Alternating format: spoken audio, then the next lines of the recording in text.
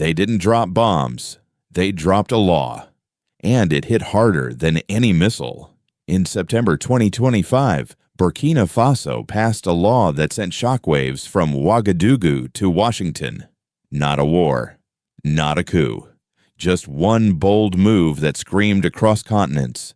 Homosexuality is now a crime. 2 to 5 years behind bars.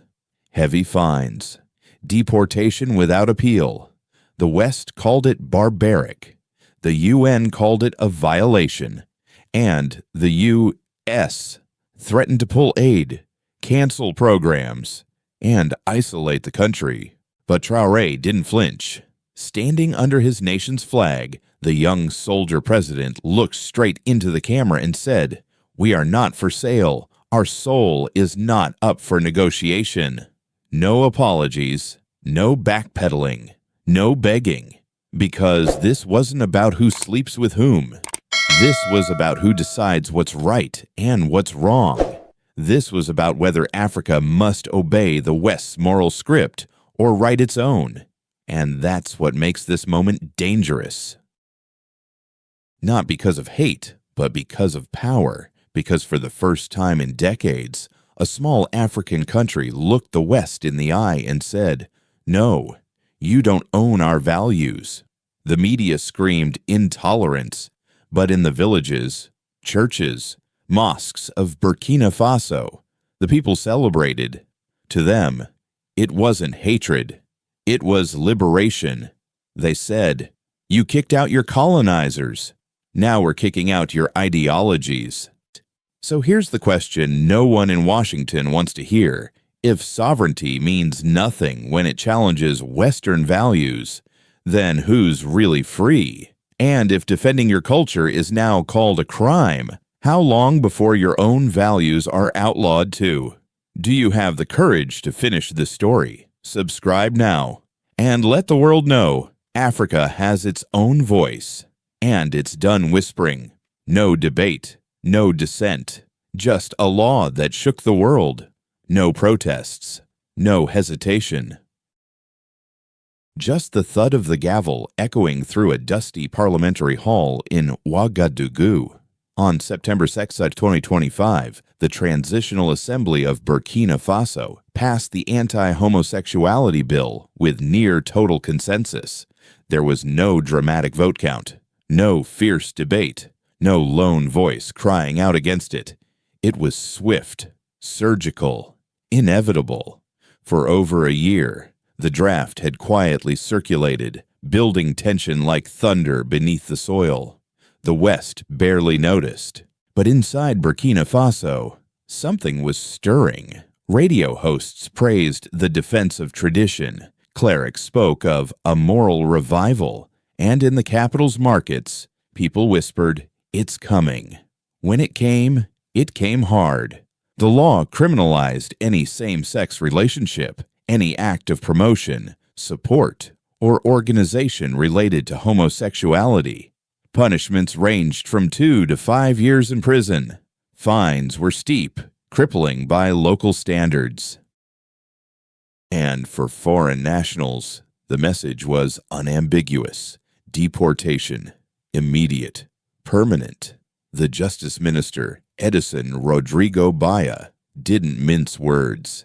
This is not a punishment. This is a shield. We are protecting marriage and family, the sacred foundation of our society. Homosexuality is a foreign abnormality. It does not belong here. Let that sink in. This wasn't just a legal shift. It was a ritual, a declaration. A nation drawing a line in the sand, not just about sexuality, but sovereignty. And the people, they didn't riot, they didn't weep, they applauded. Mothers in the marketplaces said it aloud. This law protects our children. Imams and priests stood at pulpits and praised Parliament. Africa must not forget who it is. One Catholic bishop proclaimed, "But if you think this was all religious fervor or cultural conservatism, think again. This was political." Since seizing power in 2022, Ibrahim Traoré had thrown out French troops, severed ties with Western powers, and aligned with Sahel neighbors like Mali and Niger. He wasn't just waging war against jihadists, he was waging war against dependency. And now, on the battlefield of culture, he drew his sword. The cultural front had become just as vital as the military one. If Burkina Faso could defend its soil with bullets, it must defend its soul with laws. And that's exactly what this was, a spiritual defense. One student in Ouagadougou said it plainly, "We kicked out their soldiers. Now we kick out their ideas." Do you hear that? America. This wasn't chaos. It was clarity. A generation of Africans is rising, not to ask for approval, but to declare independence in the deepest sense, the right to decide what values shape their society. And as you sit in comfort, judging from afar, ask yourself, when did we start believing freedom only counts when people choose what we like? This isn't just Burkina Faso's battle, it's a global reckoning. What is sovereignty worth when the price is condemnation? Is a people still free if it cannot choose its own moral code? Stick with us because the backlash is coming. And it's not just about this law. It's about power, identity, and whether any nation can truly say, "This is who we are." The law was barely signed, and the world went to war over it. It didn't take days. It didn't even take hours. Within minutes of the law's announcement, a geopolitical firestorm erupted. The United States condemned the decision as a tragic step backward for human rights. The European Union threatened to reconsider aid and diplomatic relations. The UN Human Rights Council labeled the move a violation of international norms. In Geneva, diplomats wagged fingers. In New York, commentators shouted on cable news. In Paris, newspapers called Burkina Faso the new Uganda. It was as if the country had launched missiles, not passed a domestic law. But for many in the West, this wasn't just legislation. It was heresy against the new global religion, moral conformity. And yet, while the West howled in outrage, a very different reaction echoed across the red soil of Africa. In Ouagadougou, crowds gathered, not to protest, but to cheer. Elders in dusty villages nodded in approval. Mothers wept, not in fear, but in pride. Posters of Ibrahim Traoré flooded the streets. His words, "Our culture is not for sale," printed like gospel. To many Burkinabe, this was not about sexual politics. It was about dignity, about refusing to be told what family means by foreign powers who once enslaved them. One young man shouted on a street corner, "They took our gold, our language, our land. Now they want our values? Enough." What happened next stunned Western analysts. Support didn't shrink. It swelled. Online, hashtags like Jushar Africa for Africans and Harsher Cultural Sovereignty exploded. In Lagos, in Accra, in Bamako, people posted videos declaring solidarity. Religious leaders from Mali to Niger gave fiery sermons. Let Africa decide for itself. And then came the real twist. Inside the country, the LGBTQ community vanished. Not physically, but from the public space. Voices that once whispered from cafes and private homes fell completely silent. Some fled, others hid. Most disappeared into fear. International NGOs sounded the alarm. This is the beginning of persecution, one Western diplomat warned. But back in Burkina Faso, that warning didn't land. It bounced off a wall of nationalist defiance. "You cannot lecture us while your own nations are tearing themselves apart," said one Burkinabe journalist. It was a paradox. The more the West condemned, the stronger Traoré became. His approval rating soared. His speeches, short, sharp, unapologetic, became rallying cries. This wasn't just a law anymore. It was a revolution, a revolt not of guns, but of values. A generation refusing to inherit a moral script written in Brussels and Washington. And here lies the tension that no one wants to face. What if the next great battle of the 21st century is not over oil or territory, but over meaning? What if the war isn't about who wins, but who defines right and wrong? Burkina Faso may be small, but with one law, it cracked open the mask of global consensus. It dared to say what others only whispered. And now the question burns, heavy and unavoidable. When the world tells you what to believe, do you resist or obey? Stay with us.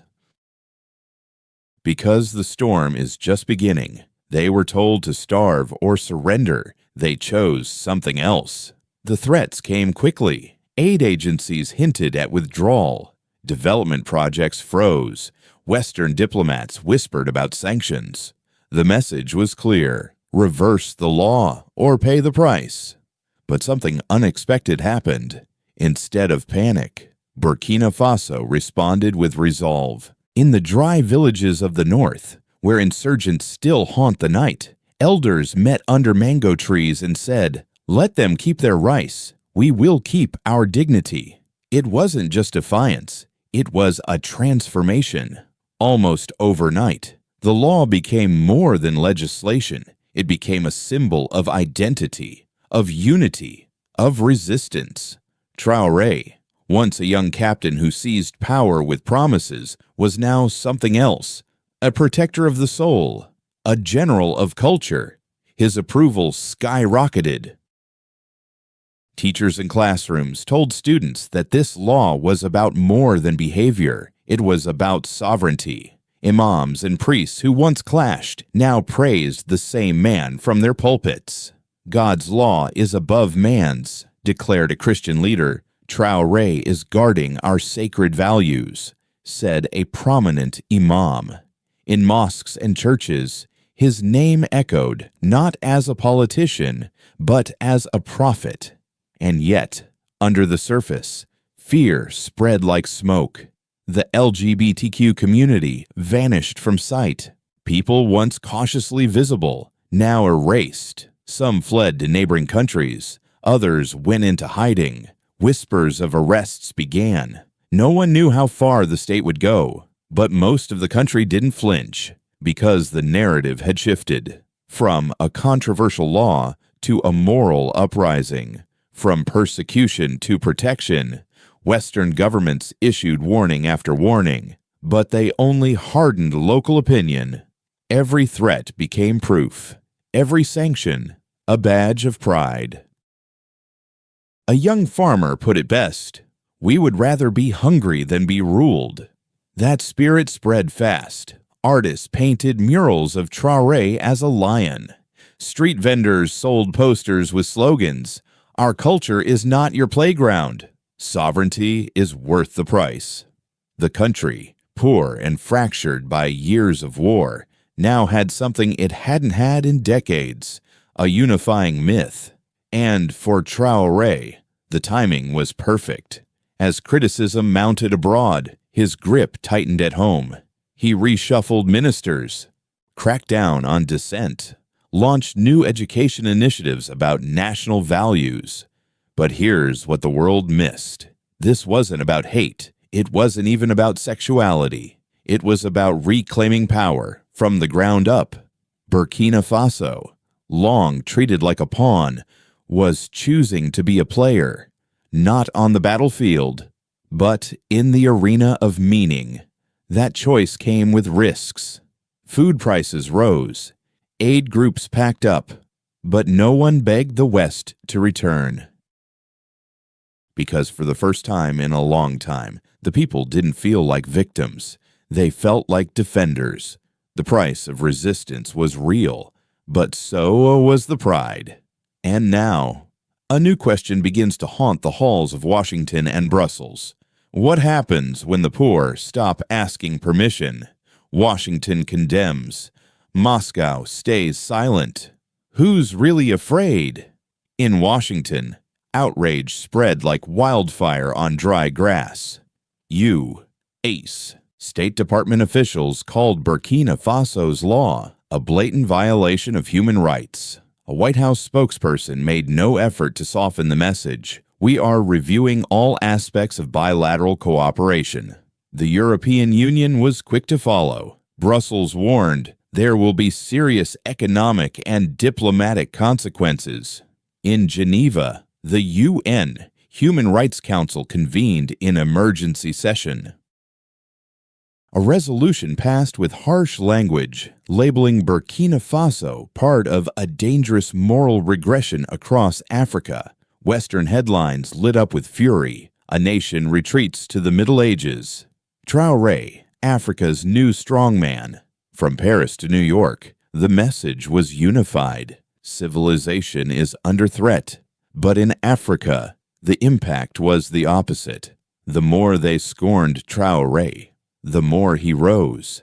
In Bamako, Mali's leaders called him the voice of an Africa that refuses to kneel.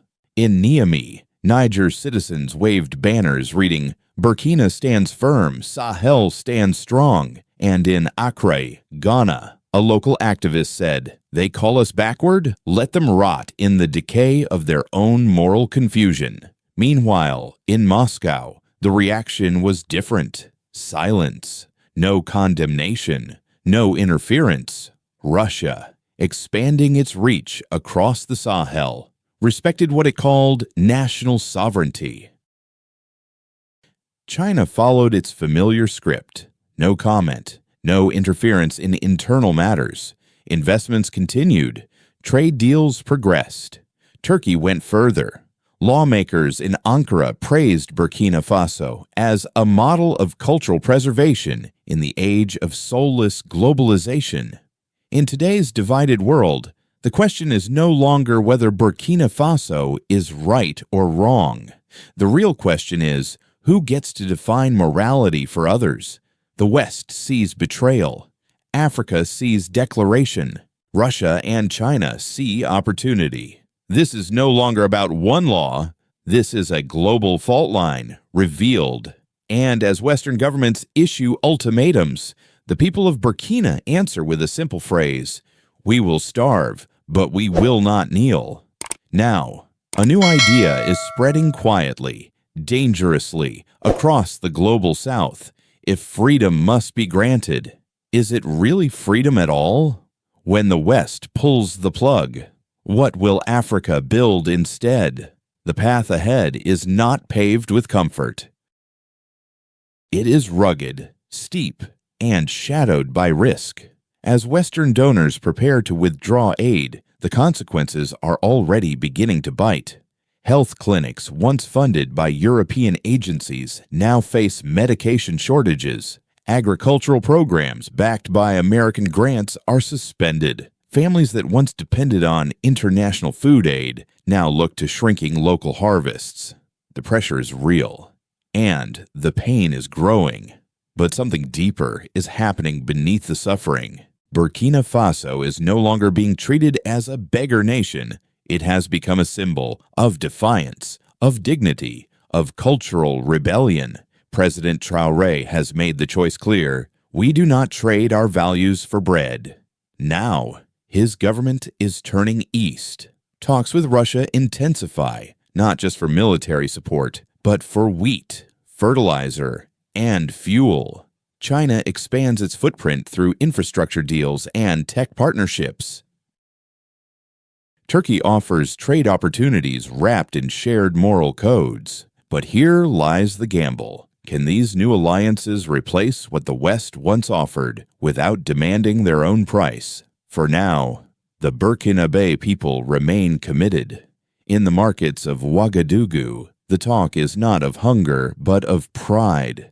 In classrooms, students recite Traoré's speeches like scripture. In rural villages, elders compare him to Sankara, not for revolution with guns, but with culture. Still, the future is not guaranteed. Will these new partners step up when the crisis deepens? Will popular unity endure if food prices continue to climb? Can a cultural revolution survive economic collapse? These are questions without answers. But one thing is clear. Burkina Faso has crossed a line. There is no going back. It has chosen a path that defies global norms, rejects moral outsourcing, and dares to define itself, even if it must walk alone. And across Africa, millions are watching, not to see if Traoré bends, but to see if he holds, and if holding inspires. Because if this tiny nation can stand its ground in the face of global condemnation, what excuse will the others have for bowing? Will Africa trade its soul for sanctions? September 2025 will be remembered not simply as the month a law was passed, but as the moment a nation drew a line in the sand and said, "Enough." Burkina Faso did not simply outlaw something. It declared something far more dangerous to the global order, that morality, identity, and sovereignty do not require permission. To the West, this was unacceptable. To much of Africa, it was inspiring. Ibrahim Traoré is no longer just a soldier or a president. He has become a symbol of a deeper rebellion, a quiet, steady revolt against cultural submission, not with weapons, but with values. But symbols carry weight, and now the weight of expectation rests on his shoulders. Will Burkina Faso survive the economic squeeze? Will the new alliances with Russia, China, or Turkey fill the vacuum left by Western withdrawal? Or will the burden break the back of a nation already struggling? For now, no one knows. But one thing is certain. The genie is out of the bottle. Burkina Faso has cracked the facade of Western moral hegemony. It has reminded the world, especially the global South, that cultural sovereignty is still possible. And that's precisely what makes this dangerous. Because if one small nation can resist the pressure, what happens when 10 more follow? What happens when progress is no longer defined by Paris, Brussels, or Washington? What happens when Africa stops apologizing for being African? That's the real threat, not the law, but the awakening. And now, the challenge is no longer for Traoré alone. It's for every nation watching. Every citizen asking themselves one question: will we sell our values to avoid their punishment? Or will we build a future they can't control? If this message speaks to your soul, don't just scroll. Like, share, subscribe. Because our ancestors fought with chains on their hands. Today, we fight with chains on our minds. And if you believe Africa deserves to choose its own path, say it in the comments. We choose sovereignty. We choose culture. We will not bow.